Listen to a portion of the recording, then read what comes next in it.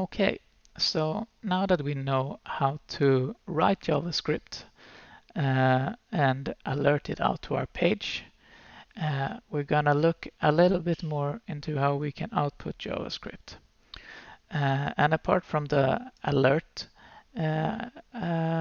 box here that we have displayed, there are mainly two more other ways that we output JavaScript. One is through manipulating HTML elements directly here in the DOM, which is very important to know because it's the main reason why we use JavaScript, because we want to display different information to the user depending on stuff that happens. And the second thing we're going to go through as well is how to output JavaScript here into the console, and this is mainly for debugging purposes to see if variables that we create and stuff like that actually contains the data we expect them to contain. And this is the first thing I'm going to show you how to do.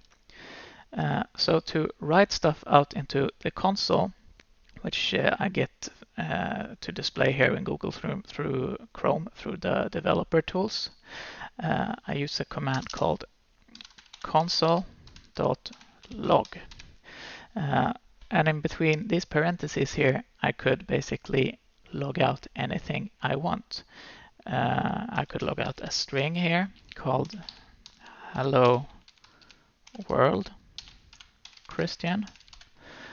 And if I save this and refresh, we would see the alert coming first, and then we would see in the console here, hello world Christian. And apart from just writing a string here, this could as well, might just as well would have been a reference to a variable. So if I would create a variable or a constant called hello world here and set that equal to hello world Christian, instead of writing the string directly here, I could just pass the reference to the variable here. And then I would console.log out whatever this variable contains. Of course, first the alert, and we see the same thing happening again. And this is mainly the use case for doing this, that we want to check if our variables that we have set actually contains the data that we are expecting them to contain.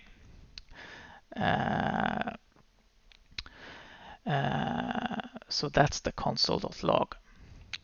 The third and maybe most important thing we will look at is how we can manipulate the HTML DOM and change the actual content of an HTML element here through JavaScript. And we will do that by first creating a new element here. And I will create a div. And when we want to access or change the content of an HTML element through JavaScript, we need some sort of way to access this element, so we know which element we want to manipulate. And we do this by putting basically an accessor attribute on the element we want to access. And in this case, we will use an ID, which is the most common way to access an element. And this ID, we need to give some sort of name or an ID. And I will call this output hello world. Output hello world will be the ID of this element. So I will save that. And now that this element has this ID tag on it, we can access it through JavaScript. And the way we do that is by an operation called document.getElementById. So document.getElementById.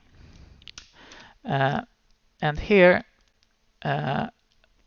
between these parentheses, you specify the element that you want to access by in between this string notations or quotation marks, writing the name of the element that you want to access, or the ID rather of the element that you want to access. And in this case, we called it output hello world. So that is what I will write here. So now we basically have access to this element, but so far we don't really do anything with it. And what we want to do in this case is to put something in here. For example, I would like to write here, hello world Christian again. This I would like to write, but through JavaScript instead of hard coding it here into the HTML. And the way I do that is through an attribute called .innerHTML, which belongs to this operation here, getElementById.